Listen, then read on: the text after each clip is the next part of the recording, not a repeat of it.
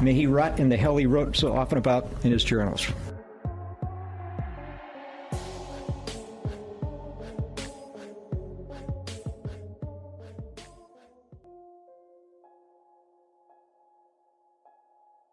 On Friday, the 11th of June 2009, Joanne Witt's co-workers were concerned when she failed to show up for work in El Dorado, California. Over the weekend, they routinely checked at her home. The air conditioning was switched on, but nobody answered the door. By Monday, their concern had escalated so much that they promptly reported her missing.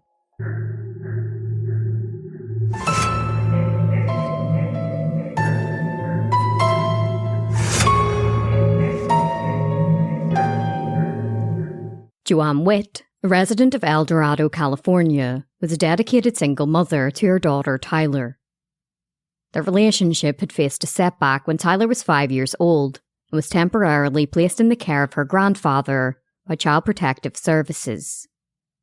This followed an incident where Joanne had struck her daughter in the face. However, Tyler was later returned to Joanne's custody, and she wholeheartedly worked to provide the best life possible for her daughter. Despite the challenges they faced, Joanne was determined to give Tyler a well-rounded upbringing. She introduced her to activities such as piano, violin, horseback riding, skiing, and she fostered her interests in music and acting. As a single mother, Joanne tirelessly pursued her own career, having earned a master's degree in metallurgy from California Polytechnic State University. This allowed her to secure a position as an assistant in the engineering unit of the county's Department of Transportation. They lived in an upscale 3,200 square foot home in the 200 block of Tattinger Court, a middle-class neighbourhood of brick and concrete stucco homes with well-manicured lawns. Her former sister-in-law, Mary Witt, fondly recalled, "Whenever she saw something that needed to be done, or someone needing help, she'd make sure it got done, and got done right." At home, Joanne liked to cook and she enjoyed spending time in the outdoors. She was highly regarded at her workplace, and her co-workers became close friends who enjoyed spending time together beyond office hours. One co-worker, Vincent Catapano, praised her by saying, "She was smart, caring, fun to be around. Everybody at work just loved her."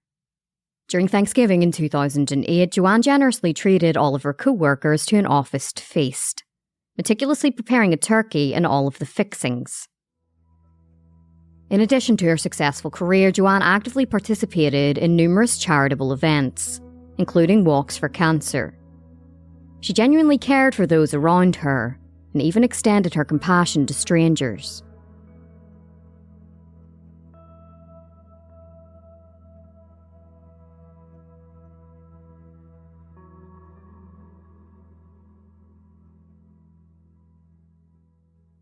In December of 2008, Joanne's 14-year-old daughter, Tyler, was introduced to a 19-year-old man named Stephen Paul Colver. Among his friends, he was known as Boston, and he had a deep fascination with Japanese culture, including anime, swords, and knives. Stephen worked as a shift leader at Rubio's restaurant and had graduated from Oak Ridge High School in 2008.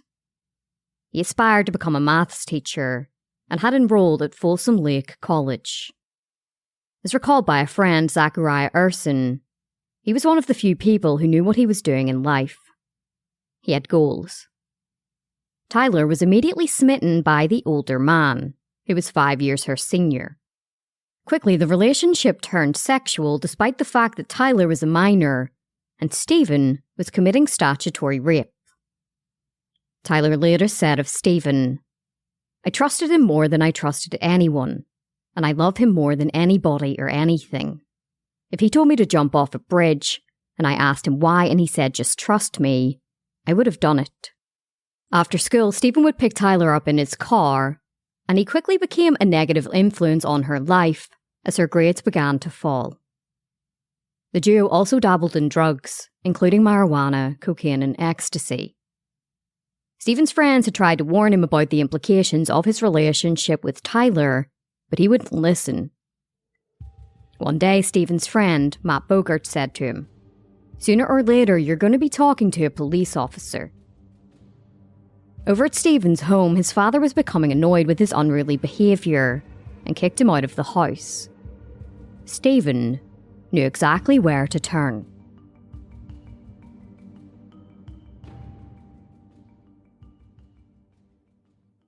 Stephen and Tyler came up with a plan so that he could move in with her and Joanne.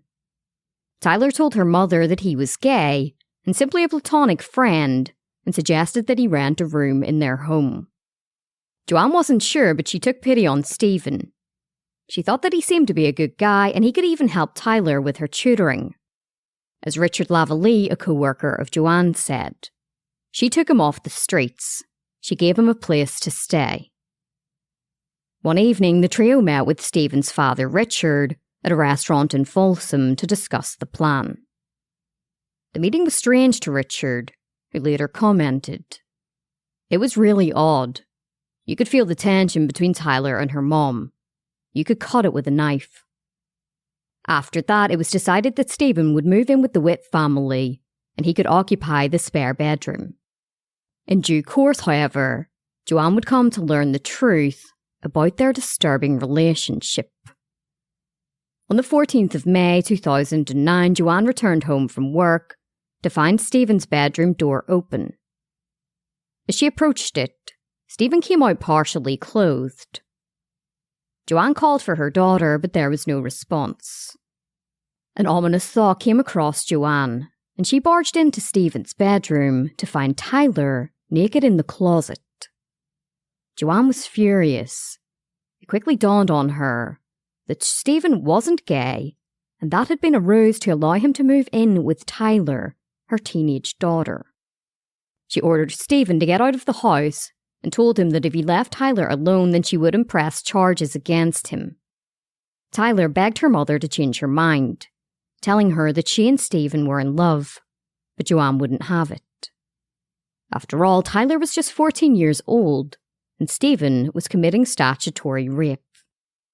While Stephen was packing his bags, Joanne called her co-worker, Vincent, and asked him to come over just in case the situation turned nasty.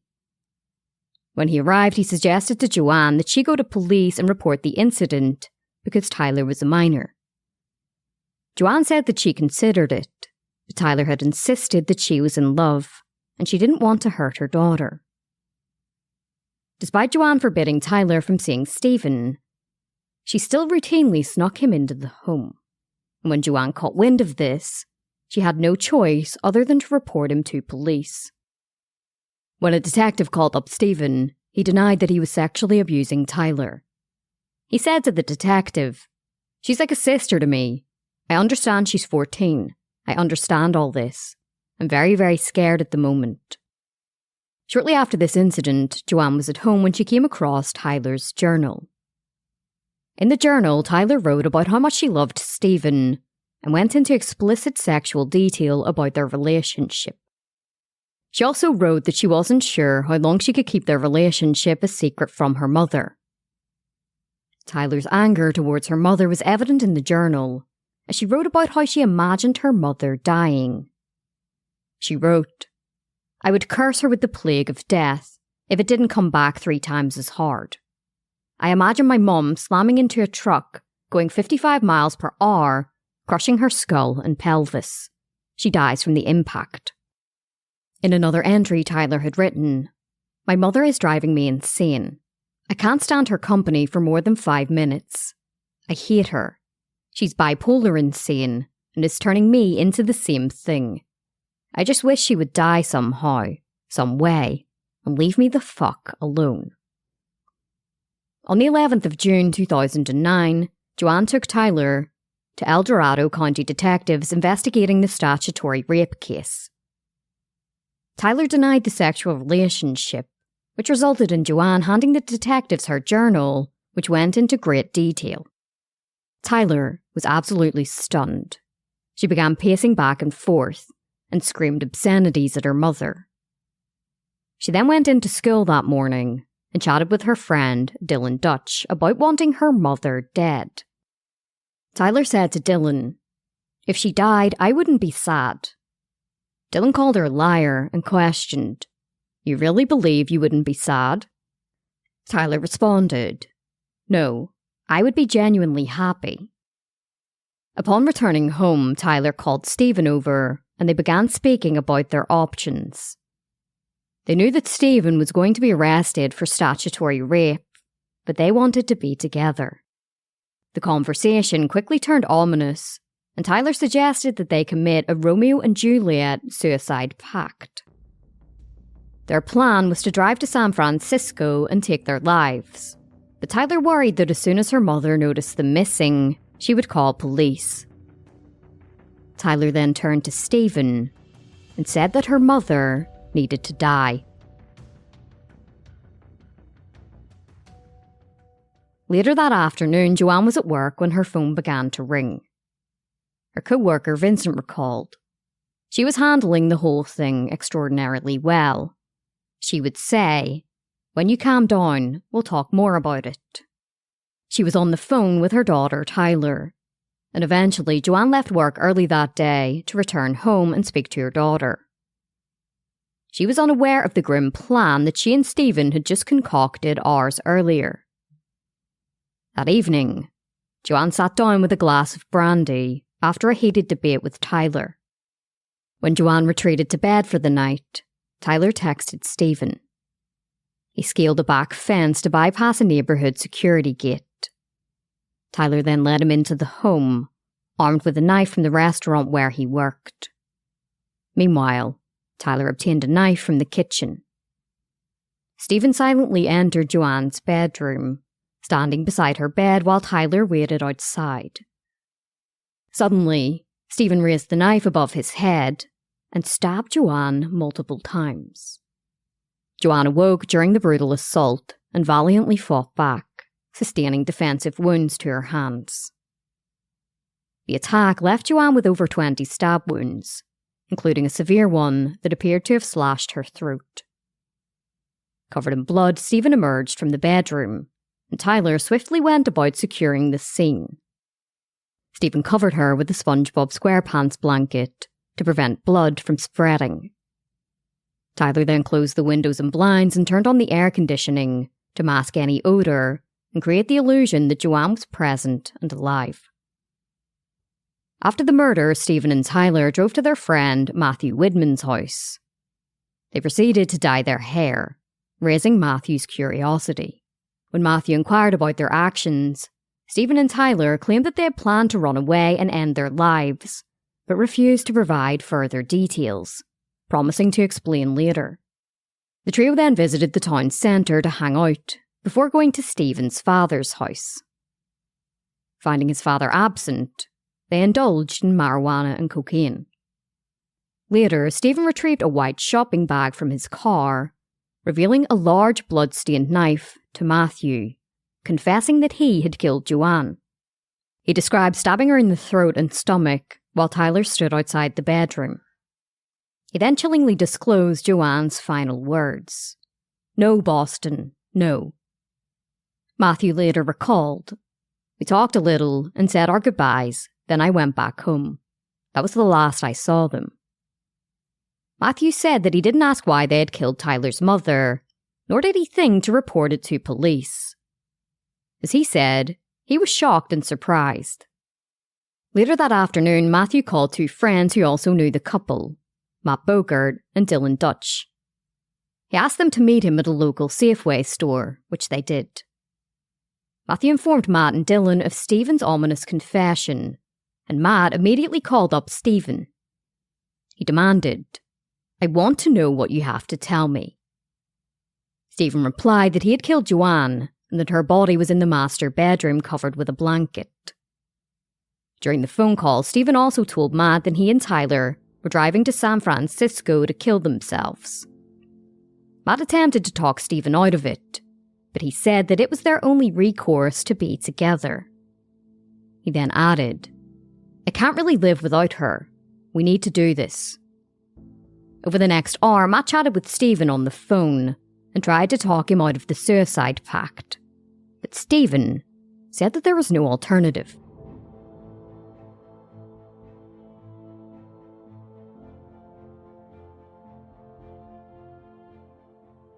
The following morning, Joanne failed to appear at work as usual, causing concern among her co-workers. Numerous attempts to reach her by phone went unanswered, intensifying their worry. Joanne's close friend and co-worker, Vincent, decided to visit her home after work. He knocked on the front door but received no response. He left but returned periodically over the weekend, hoping to find Joanne home. But each time, nobody answered the door. As Monday arrived and Joanne still hadn't shown up for work, her co-workers' concern escalated into fear. They knew Joanne to be punctual and reliable, and her absence was highly unusual. Vincent took action and contacted the police, requesting a welfare check on Joanne. An officer made an initial call to Joanne's father, Norb, who agreed to meet him at Joanne's home. With the spare key in hand, Norb opened the front door but was instructed to wait outside while the officer conducted a search of the premises. Upstairs, the officer made a horrifying discovery. Joanne's lifeless body, stained with blood, was lying in her bed covered by a blanket. News of Joanne's brutal murder quickly spread throughout the community, drawing attention from both neighbours and the media. Residents gathered outside, sharing their shock and disbelief. Winter Aubin, one neighbour, voiced the collective sentiment asking, what could provoke something that serious? Just days after the heinous murder, however, El Dorado Sheriff Sergeant Jim Byers made an announcement. He said that they were actively searching for Stephen and Tylar in connection with Joanne's murder. Information developed by detectives through their investigation has led us to believe that they've changed their appearance and are trying to avoid law enforcement. And why wait until today to release this information if this is something you believed yesterday? Well, it wasn't information we believed yesterday. It was part of the ongoing investigation. Initially, the daughter was simply a missing person. She wasn't at the home. We had no ties. Through the night, the detectives have worked on this, and through their investigation, they developed the information, and now we are confident that both the daughter and the boyfriend are suspects. Detectives were aware of the previous incident involving the statutory rape allegation. Furthermore, Matthew and Matt had come forward, informing detectives that Stephen had confessed to them about the murder and their plan to flee to San Francisco to end their lives. That same morning, detectives had found the vehicle that the pair had been driving in a construction zone in downtown San Francisco. When they searched the car, they found a suicide note that Stephen had written to his mother. In it, he thanked her for instilling in him a sense of moral justice and said that she had brought him up to be considerate to others at all times. He also expressed his regret for not appreciating her when he had the chance. It read in part, "I love her very much, and I wish I could have been a better son to her." The note also mentioned Tylar, reading, "I could go to hell and back for her, bear eternal damnation just to be with her and know that she's happy." The note then continued, "I have always viewed suicide as the permanent solution to the weak.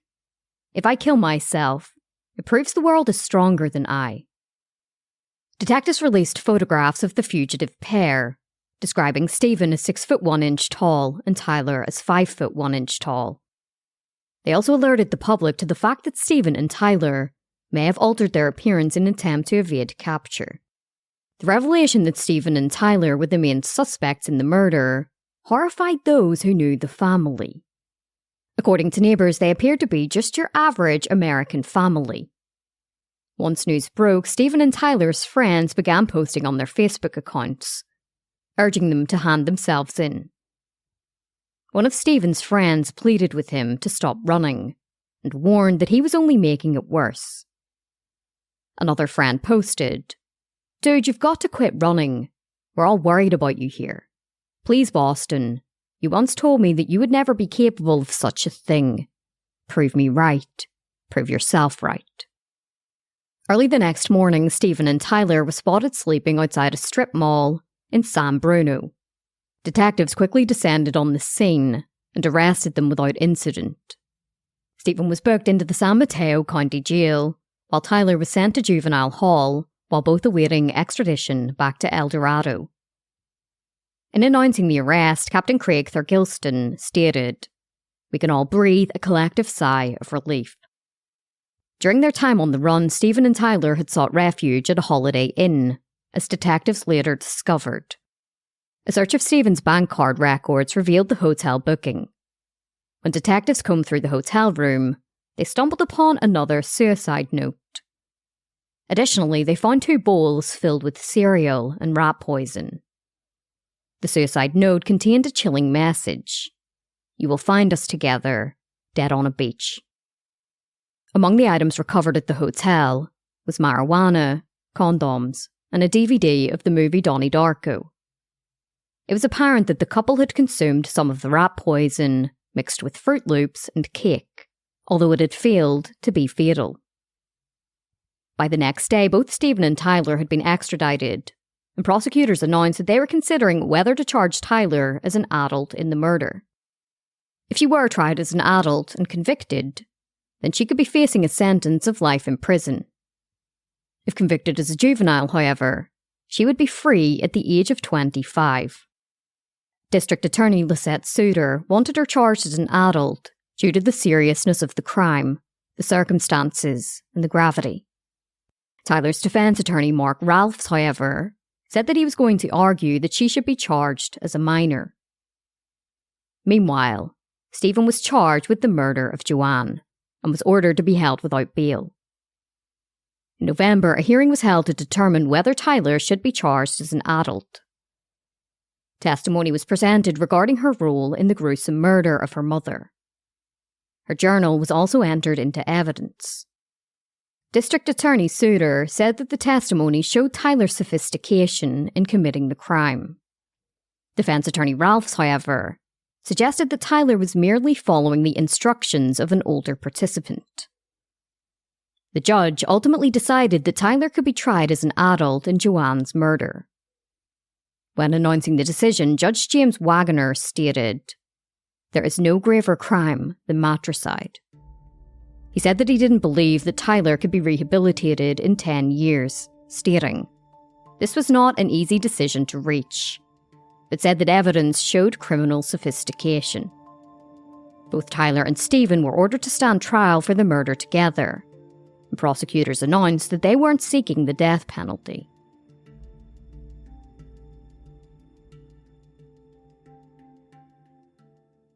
In February, Tyler pleaded not guilty by reason of insanity, while Stephen pleaded not guilty. Tyler's plea meant that if the case proceeded to trial and she were found guilty, a second trial would take place regarding her mental competency. Her defense attorney would need to prove that she didn't understand the nature of the murder, or that she couldn't distinguish right from wrong. There was then a debate over the trials, and whether Stephen and Tyler would be tried separately. It had been discovered that after committing the murder, Tyler had written a short story titled A Raven and His Killer. The story was set in medieval times, but it paralleled the murder of her mother Joanne. It detailed teen lovers driven to murder after their dreams were shattered by a woman who handed over the girl's journal to police. The judge ruled that if the prosecution wanted to enter the story into evidence, then the 2 trials could be separated. However, the judge then ruled that Stephen and Tyler would be standing trial together. He also ruled that the story could be entered into evidence. In September, Tyler appeared in court where she dramatically changed her not guilty plea to a guilty plea. She pleaded guilty to first-degree murder and admitted to the special circumstance of lying in wait, and the special circumstances for being witness to a crime. It was part of a plea agreement in which she would cooperate with prosecutors in Stephen's upcoming trial for a more lenient sentence. If she cooperated fully, the special circumstances would be stricken, and the charge would be reduced to second-degree murder. This would reduce her sentence in prison from 25 years to life to 15 years to life. After the plea, Stephen's defense attorney, Dan Weiner, suggested that it demonstrated his client's innocence. He stated, "What young girl would plead guilty if she didn't do it?" He then suggested that Stephen had arrived at the home after the murder had been carried out by Tyler.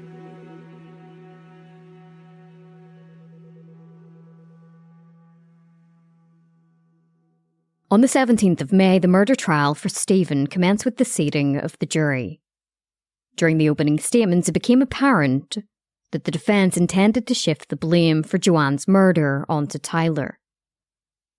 Defence attorney Dan Weiner asserted that it was Tyler who had committed the act, claiming that when Stephen had arrived at the Witt home that fateful night, she greeted him at the door holding a blood-stained knife. According to defence attorney Weiner, Tyler confessed to killing her mother, to Stephen. He further suggested that Stephen's confession to the murder was driven by his love for Tyler, stating, "That was a lie he told to protect Tyler Witt. He took responsibility for an act he did not commit." He painted Tyler as the mastermind behind the murder and said that she had a deep-rooted animosity for her mother that predated Stephen. He then went on to describe Tyler as a pathological liar and said that she had threatened her mother with a knife weeks before the murder. In her opening statements, prosecutor Lizette Suter countered the defence's narrative, asserting that while the murder was planned by the couple, it was Stephen who carried it out.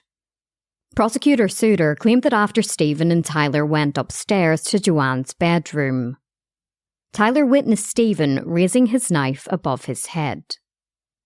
According to the prosecution, Tyler dropped her own knife and assumed a fetal position, allowing Stephen to proceed with the murder alone.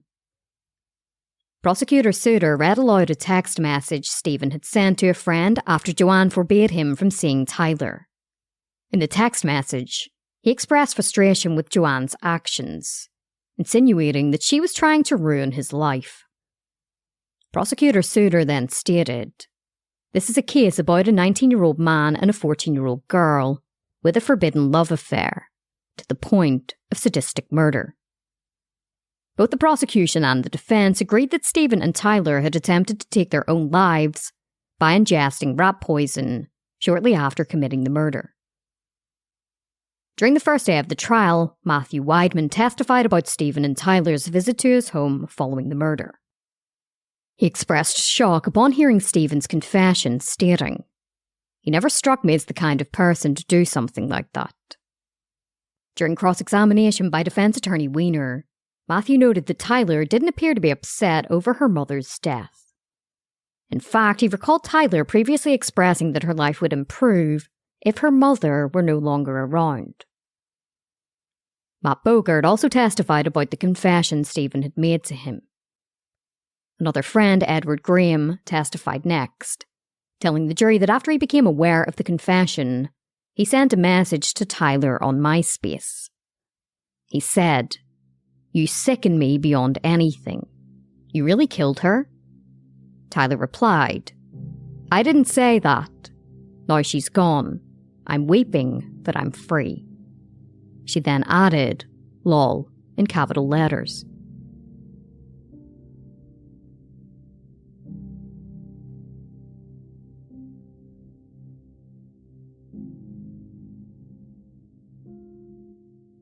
Stephen's father, Richard, took the stand and provided testimony about the dinner he had with Stephen, Tyler, and Joanne. He explained that he had arrived at the family's home to pick them up, but his son informed him that Joanne was asleep and basically passed out drunk. However, when they met at the restaurant, Joanne didn't appear to be impaired. Richard described his son as a calming influence in the relationship with Tyler, stating that he was supportive and helpful, which aligned with his personality. During the dinner, he observed Tyler and Joanne engaging in a verbal exchange regarding their intelligence. Joanne expressed frustration with accepting a job below her intellectual capabilities, and Tyler interjected, boasting about her own intelligence and describing herself as genius level. Following his testimony, the prosecution's star witness took to the stand, Tyler Witt. She calmly described how she and Stephen had planned the murder and matter-of-factly stated that they resorted to using a knife simply because they couldn't obtain a gun. Tyler proceeded to discuss her relationship with her mother, alleging that Joanne had physically abused her during her childhood. She claimed that her mother would kick the living crap out of her, but had only choked her on a couple of occasions. Tyler then revealed to the jury that she had various aspects of herself, almost like multiple personalities. She mentioned one named Toby, who she described as a demon from hell residing within her. Another personality she mentioned was Alex, who she referred to as an angel. She explained, 3 souls crowded in one body. According to Tyler, she experienced blackouts when she became enraged. She proceeded to recount the details of the murder plan and then the suicide pact. Tyler admitted to devising the plan, while Stephen responded that suicide would be the last resort. Tyler informed him that it was indeed their last resort, because he would go to prison, leading to their separation. Tyler said to the jury, "The only person who would notice me gone and call the police and point a finger at Boston would be my mother." Therefore, the plan then transformed and included the murder of Joanne before the suicide pact. Her testimony then shifted to the night of the murder, describing how she and Stephen approached Joanne's bedroom door. She recalled Stephen practicing slashing motions with the knife, and she fell to her knees, unable to go through with the murder. Tyler explained, "A knife in my hand. I turned to go into the room. I stood up and I was in the doorway, but I couldn't do it." As Stephen knifed Joanne to death, Tyler said that she covered her eyes and hummed. She recounted how Stephen emerged from Joanne's bedroom with blood-soaked pants and a tear of blood on his face. She recollected. He was holding the knife. He was just standing there at the stairs. I told him everything was going to be okay. Stephen appeared to be in shock and began crying. Tyler said that she began to comfort him. She remembered, "I don't know if he specifically had blood on his hands, but I knew what he had just done." Afterwards, they went to Stephen's father's vacant home, where they burned Stephen's bloody clothing in the fireplace and washed up in the kitchen sink. Tyler told the jury how she noticed the teardrop of blood near Stephen's eye and expressed her desire for him not to wash it away. She explained, "When I saw it on his face, the first thing I thought was how ironic it was." She referred to teardrop tattoos beneath the eyes of killers in prison, suggesting that it symbolised something significant. During cross-examination by defence attorney Weiner, he suggested that Tyler had killed her mother during a psychological blackout when her other personality, Toby, took control. He asserted, "The truth is that it was you who killed your mother." Tyler responded firmly, "No." Following her testimony, it was revealed that Tyler had agreed to lead detectives to the murder weapon, which she said was tossed down a large drain outside Stephen's father's home. However, the murder weapon had never been recovered. Part of Tyler's plea hinged on her complete honesty with detectives. Testimony in the trial then shifted to DNA evidence. Senior criminologist Deanna Kaser told the jury that male DNA was found in the right hand and left hand scrapings of Joanne. There was also male DNA found on blood samples from her legs. She couldn't say whether the DNA had come from Stephen himself, only that it was male DNA.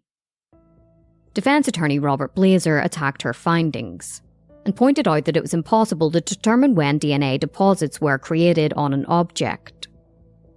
He wondered whether the male DNA could have come from multiple sources, but Deanna was adamant that the scrapings came through direct contact and not an innocent transfer.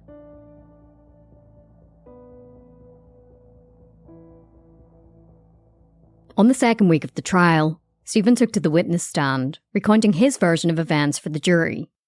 He claimed that Tyler had called him to her house, where he found her holding a kitchen knife with a bloodstain on her trousers. According to Stephen, Tyler confessed, "I did it. I finally did it. My mom's gone forever." Stephen said he asked her, "What the hell did you do?" Tyler allegedly collapsed in his arms, saying that she did it for them. He asserted that their original plan was to take their own lives, and killing Joanne was never part of that plan. Stephen was then subjected to cross-examination by the prosecution, who asked about the male DNA found on Joanne. Stephen claimed that the DNA on her leg had come from him touching her after she was dead. As he said, he wasn't sure whether she was dead or not, so he touched her leg to see. Prosecutors, however, said that the DNA had gotten there when Joanne was fighting Stephen for her life. Following his testimony, the prosecution and defence presented their closing arguments. Defence attorney Weiner again told the jury that Tylar had committed the murder, describing her as mentally unstable. He stated, "It wasn't just her. It was Toby the demon. It was Alex the angel. All three of them would die. They all had to have Stephen to survive." Prosecutor Suter, however, reminded the jury of the male DNA found on Joanne's leg and underneath her fingernails. She stated, "A violent, calculated, desperate slaying of Joanne Witt. It is the only way to keep them out of jail so that they could be with each other in eternity." The jury were then sent off to deliberate. They returned just 3 hours later with the verdict. They found Stephen Colver guilty of the first-degree murder of Joanne Witt. They also convicted him on a special circumstance enhancement of lying in wait, which meant that he would never be eligible for parole. Both Stephen and Tylar returned to court in August to hear their sentences. Before the sentences were imposed, victim impact statements were presented. Joanne's 2 brothers expressed their ill views of Stephen, with Mike stating, "My hope is on the prison system, that the prison system will somehow create a slow and painful death. Young men like Mr. Colver are 5 times as likely to be attacked and brutalized in prison. And I actually find that to be a comforting statistic. They're 10 times as more likely to incur deadly sexual diseases." Mike then added that he felt society should still carry out public executions, such as hangings and beheadings, as a way to provide closure to victims. Joanne's other brother, Stephen, said that there was no punishment to truly do justice in the case. He then added, "But a lifetime behind bars is a good start. I hope he has good luck with his new friends in prison, and I hope they embrace him warmly." The judge also heard from Joanne's father, Tylar's grandfather, Norb. He said that he and his wife had seen their health deteriorate since their daughter's murder by way of stress and lack of sleep. He then turned his attention to Stephen. Stephen Colver had a dark side. He took a 14-year-old girl and turned her into a heavy drug user, sex addict, and murderer. May he rot in the hell he wrote so often about in his journals. Stephen was then sentenced to life in prison without the possibility of parole, while Tylar was sentenced to 15 years to life. Judge Proud then stated, "It's a sad day when I have to sentence a 16-year-old to such a long prison term. And it's even sadder that it be for a brutal murder she'd admitted to." He then turned to Tylar and stated, "Joanne Witt loved her daughter. She was a protective and caring mother. She tried her best. I'm sorry, Miss Witt, because the person who loved you more than anything in the world, without reservation, is gone." After the sentence was handed down and Stephen and Tylar were carted off to custody, Tylar granted an interview with ABC. She told the reporter that she was upset that Stephen had turned on her and claimed that the murder was committed by her. She stated, "When I found out that he was going to point the finger at me, the only thing I could question was that he told me that he was going to love me no matter what, forever, for all eternity ever. And I guess that's not true anymore." On the 26th of August 2022, Tylar Witt was granted parole. Joanne Witt had devoted herself to giving her daughter a wonderful life. Although they had faced challenges in their relationship when Tylar was young, Joanne had proven to be a committed and loving mother, ensuring that her daughter had everything she needed. It's truly heartbreaking that in the end, Tylar repaid her mother's love and care in the most unimaginable way, by sacrificing her life to protect a child predator.